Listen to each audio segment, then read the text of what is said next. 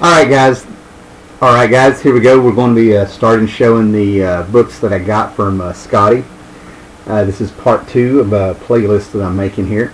And today we're going to go through the Daredevil and Elektra books. Now, while I was sorting out the Daredevil and Elektra books in this free haul that he gave me, just because he's, a nice guy, a little random act of kindness there, I started finding like the old notes. Apparently whoever had this collection before him kept notes and what they had, and these are a little bit yellowed, and I can kind of tell that he sort of, on some of the stuff like the Daredevil books we're going through, he sort of looks like most of what he had is in here, but what I've noticed going through the rest of the list that he kept possibly 20 years ago, well probably well no, going into the 80s, probably getting closer to 30 years ago, someone has picked through the collection here, and they did take out some key books, which is fine because as time has gone by, some of the books that are key weren't considered key back in the 80s, which is why I know this list was made a very long time ago. Okay, if that makes any sense. The books that were hot way back when in the 80s, before the internet and all as time has gone by, before all the movies and characters popping up in other series. These were just the books which was, that are missing were mainly like the first time a writer was on a book or the first appearance of a character most of the time. So the first thing we'll go through here is that Daredevil and Elektra. And what we have here is a reprint of Frank Miller's. This came out in '82, and this book looks brand new. All these books still look brand new, creamy white pages, nothing on the corners. The only thing that's going wrong is that they are starting to get a little bend that's easily fixable just by putting a backing board in it and packing them tight. But this reprints the first couple Daredevil issues, first couple Daredevil appearances that Frank Miller drew before getting on the book. Some Peter Parker and stuff in these. That's a brand new cover that Frank Miller did for this in 1982. Skipping around here, we got the Elektra Assassin #1 through Epic Comics, Bill Sienkiewicz. I think Miller wrote these. And then apparently, they're not in order. And then here's #4. These were reprints that Marvel put together around '82 with new Miller covers of Elektra's, some appearances by Elektra in Daredevil. It was a miniseries. There's #4. Here's #1. Great Frank Miller stuff on here. #2 and #3. Okay, of course these do not have backing boards, so this could be fun. Alright, Frank Miller did a what if story. This is number 35 of What If Elektra Had Lived. This is by Frank Miller and I believe Terry Austin. Very cool. Daredevil 111. This turns out to actually be the first appearance of the Silver Samurai. I'm just going to hold him. First appearance of the Silver Samurai. In mint condition, this is considered around a $100 book. But it's not in mint condition. It's still in damn fine condition, though. Okay, then we go through 159. I think Frank Miller came on drawing Daredevil around 158. So, his first art on here. He didn't really take over the art chores. And what people don't realize is, this is around 1979, and Daredevil was always on the verge of, should we cancel the book, should we cancel the book? It was a bi-monthly book. So even though it would be 10 issues before Frank Miller became the writer also, Finney O'Neill, the editor, popped up, and Miller was wanting to leave the book because he didn't like this writer's, I think it was a guy named Roger McKenzie or something, but anyway, Miller didn't even like the scripts that he was putting out. He was ready to leave. So even though it's just 10 issues, it was actually 20 months, almost 2 years. So this is the second art by Frank Miller on this book, 160. And one of the things, word of mouth started getting around because Frank Miller was a kid, and what people didn't know, this is, like I said before, internet, of course, and this is 160. And that's an early Bullseye appearance with Frank Miller on him. Became a key player in the book as Miller went along. But what Frank did is that he really started going around to the rooftops of New York, and he was giving it a noir style, a film noir style, and he was drawing New York like New York, and he was it gave it a gritty feel. And what it is Frank Miller is really influenced by old crime movies in the spirit, big time, you know, film noir stuff. And what he did is that a rule of film noir, which just blows my mind for as young as he was back in the 70s, that he knew this, because, you know, a lot of people knew what film noir was, but they didn't really understand what made it film noir besides it, you know, being Sam Spade, is that he made the city a character. That's a rule of film noir, is that the city itself is a character. You know, a million stories in the city, and this is just one. 171, Frank Miller has took over, and as you can see, as I've been sitting here talking, I'm missing 167, 168. 168 is where Frank Miller actually began writing. And the book, the word of mouth, started getting around, and people started picking up the book. That, within 3 issues of him taking over, 6 months, the sales had come in, and it became monthly. Now, I don't know what issue it is, but where the Kingpin pops up, and I'm really hoping it's this one. Frank Miller had become friends with John Byrne. Now, this is 1980, I think we're into now. And when he took Kingpin, which blew everybody's mind, because, you know, basically Daredevil was kind of considered Spider-Man light. You know, you had Spider-Man's New York, and all of a sudden you had Frank Miller's New York and Daredevil. And everybody was kind of picking up on his film noir style. And John Byrne had a talk with him and said, take the Kingpin, because everybody was kind of shocked, why you taking a Spider-Man, you know, villain and putting him in Daredevil. And Frank Miller's 3 panels. There's one, and they're like a bust of the Kingpin. You know, it's just like from the, you know, mid-chest up. He said you draw him normal, like Kingpin, like he traditionally has been drawn. And then he said you have him light up a cigarette, and it goes all black and white, you know. And he says, and then when he comes back, you draw him your way. So in 3 panels, he made, John Byrne told Frank Miller how to make the Kingpin his. That little flash of light from his cigarette lighter is actually a transformation. Alright, and this issue here is the first appearance of the Hand. This is what I'm saying about this really wasn't considered a key issue until years later. The Hand is the,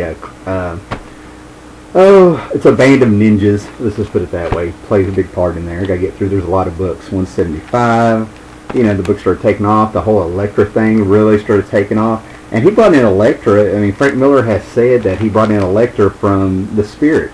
The Spirit had a bunch of femme fatales, you know, femme fatales. And that's what Frank Miller did. And what he started doing was, you know, superheroes are high-risk people. They're kind of considered, you know, adrenaline junkies by, you know, before there was a term for that and everything like that. And he actually started infusing this with, you know, sex and religion, Catholic, you know, being Catholic. He said there's the only way that a lawyer could be somebody that interprets the law and be a vigilante would have to be Catholic. So I'm not Catholic, but apparently that makes sense. And there we go, the big 181 issue. Yep, that was in here. Mint condition. I mean, the creamy white. No discoloration, no spine stress. Just I need to get some backing boards for this, where they've been kind of stored. So there you go, 182. And there's the big Daredevil issue.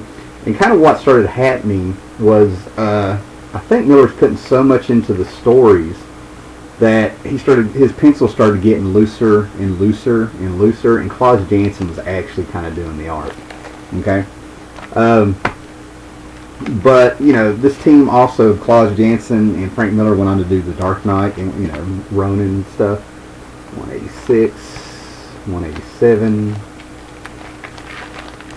188 with a Black Widow in there, 189 taking on some ninjas, 190, and 191. This is Frank Miller's last issue, and I think Klaus Janson stayed on there. I don't know who started writing, and Denny O'Neil was the editor for a long time, and Denny O'Neil ended up being an editor. He was an editor, you know, he wrote some Batman in the late 60s and 70s at DC, and worked real close to Neil Adams and became an editor at Marvel. And he ended up going back to DC and became editor of the Batman. So you even had Denny O'Neil having a hand in Frank Miller coming on Batman. Okay, and and there's a few other things that'll pop up here. I'll have to move a little bit quicker because there's a lot of them. Anyway, 199. Not real familiar with these issues. The aftermath of Daredevil. You know, the momentum really did go on. Burning Austin on issue 200. 201, you know, kind of trying to keep that Miller feel in there.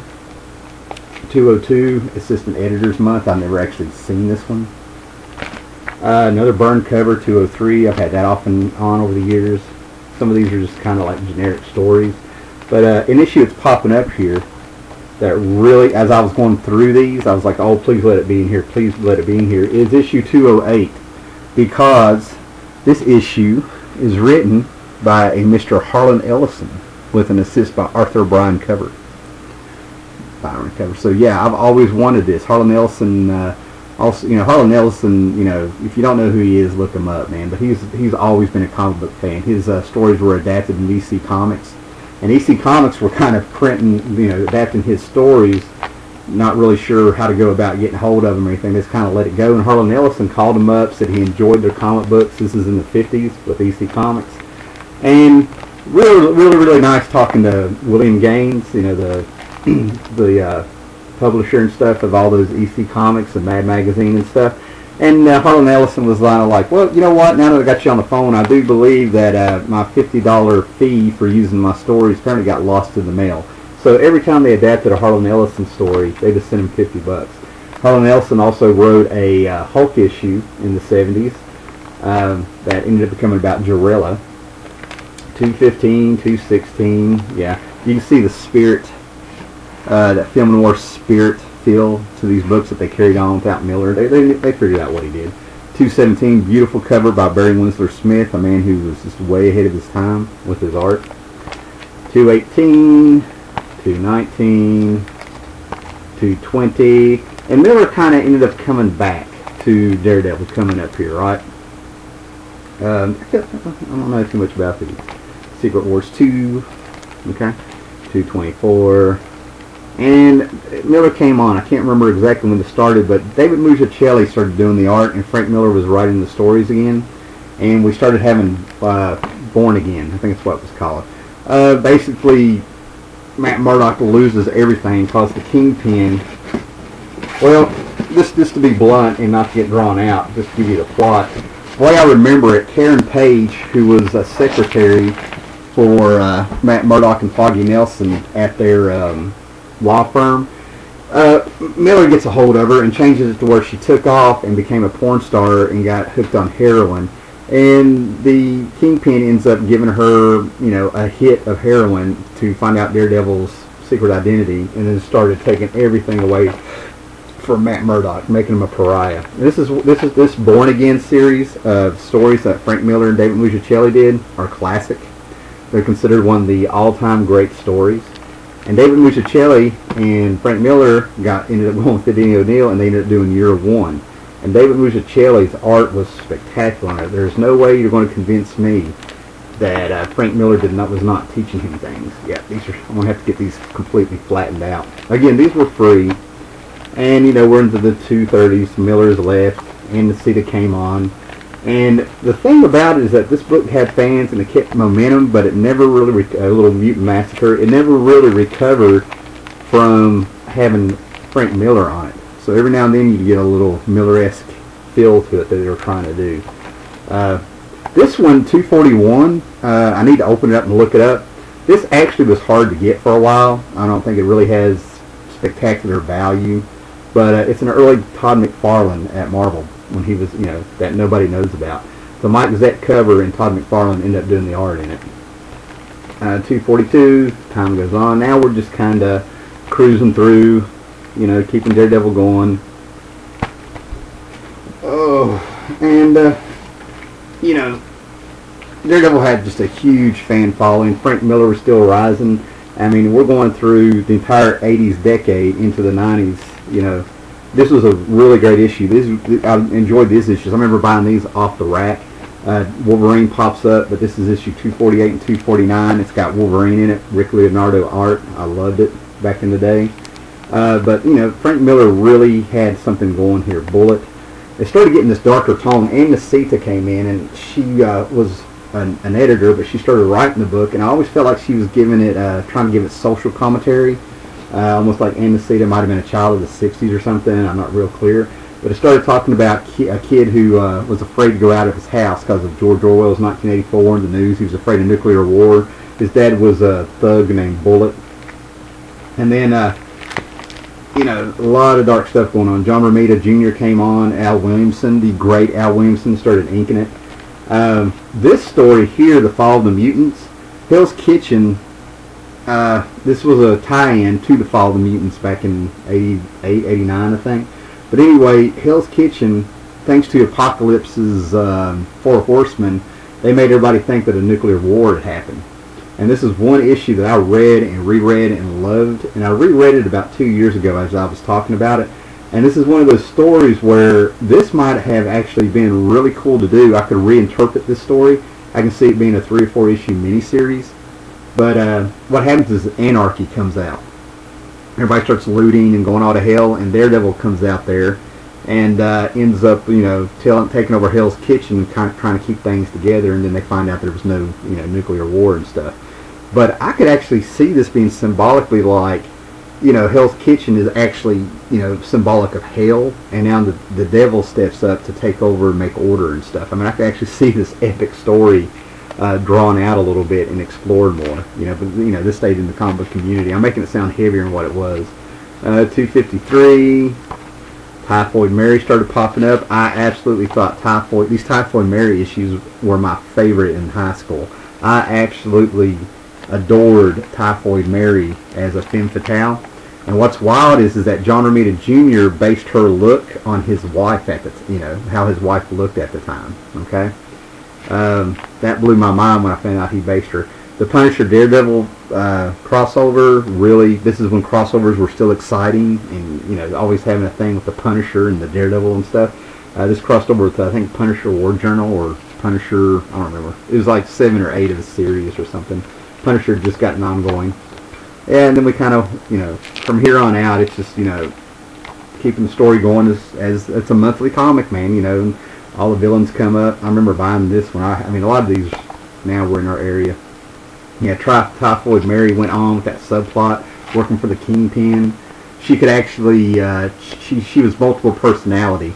She actually tricked Daredevil because, like, when one personality was there, you know, she smelled a certain way and her heartbeat and her pulse, you know, Daredevil could hear all that. But when she turned into Typhoid Mary, her smell changed, her respiratory, everything changed. Respiratory and everything changed. Yeah, and then we're reminded that Daredevil is part of the Marvel Universe. We have Inferno. We started having appearances of Stick, who trained, that Frank Miller brought in as the person who kind of trained Elektra and Daredevil when they were teenagers. Bring in Mephisto's son and Mephisto, and John Romita Jr. did a really wicked take on Mephisto and stuff with the Inferno that was going on in the X-Men. Oh my goodness. I'm going to have to lay these flat somewhere. Come on. And we're about done, guys. There's a whole lot. You know, the Devil You Say, continuing with, you know, Mephisto messing around with Daredevil. Return of Bullet and the Kid, you know, some subplots are getting all tied up. Daredevil kind of loses his mind a little bit. Then we bring in the Blob and Pyro with the mutants and just go on. And then we get to see Blackheart, the supposed offspring of Mephisto, with the little Spider-Man in there. And, you know, I kind of got the feeling that things were winding down, you know. You know, Shotgun and street-level characters, and they bring in the Inhumans and... Oh, she made and Nacita started putting in like symbolism, like here's a blonde and an American flag that played into the stories. I haven't read these since probably early 90s. And you had Daredevil versus Ultron, which actually ended up being a pretty good story back then. You know, the Acts of Vengeance hit. John Byrne returned to Marvel and did a Acts of Vengeance Avengers crossover where all the villains decided to take on heroes they'd never took on before, and somehow Daredevil got mixed up with Ultron. Yeah, Return of Blackheart, we get that subplot going on. You know, and a lot of people do not like John Romita Jr.'s art, which is, you know, completely fine with me. But man, he sets a mood and he can tell a story. I mean, he's got a really unique take.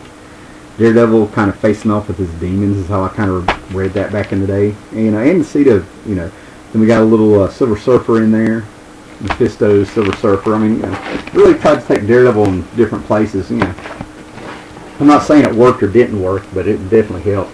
And we had Captain America. I don't know, with all these guest stars, I'm beginning to wonder if the sales were slipping. I don't know. Who is the Man in Black? And now we're in areas where Lee Weeks came in. want to say it was D.G. Chinchester or somebody writing these. I've never really read these. Harkening back to Mad Murdoch. Bullseye pops up with the Kingpin again. I want to say these are Lee Weeks issues. Bullseye again. Oh, the rematch with Bullet. Punisher pops up. Seeing read that one. Some Ghost Rider. Crushed by the Hand pops up. They send out people. Typhoid Mary pops back up. And we're building up to issue 300. I saw Nick Fury there. Kingpin over New York. There's the 300th issue. 301, 303, the Owl, classic Silver Age villain.